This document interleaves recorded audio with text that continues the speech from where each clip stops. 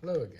So last class we um, looked at some properties of the wave, the characteristics, different, what we call the anatomy of the wave. And we saw that the speed of the wave was frequency times wavelength, and I thought I'll do some problems to help you. And I hope you can see that the time it takes to complete one wave is the period, and so this point will go down and come back up, and the time it takes is one period, and that's the time it takes for this point to have moved up here as that wave changes in one whole cycle. So if you know that speed is distance over time, the distance we travel is lambda, and the time that it takes is one period.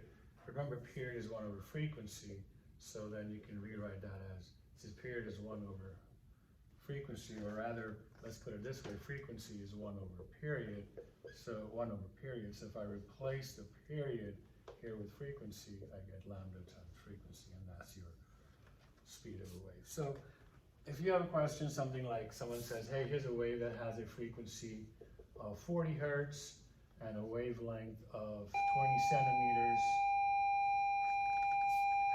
How fast is this wave moving? And so you would say, well, velocity is frequency times wavelength, and so it'd be 40 times, convert that to meters if you want your speed in meters, otherwise it'll come out in centimeters per second, but usually you want stuff in meters per second, so 0.2, and that turns out to be 8 meters per second. So that's your wave speed. Pretty simple using this formula, just two terms. I know this guy looks foreign, but hey, we're good, right?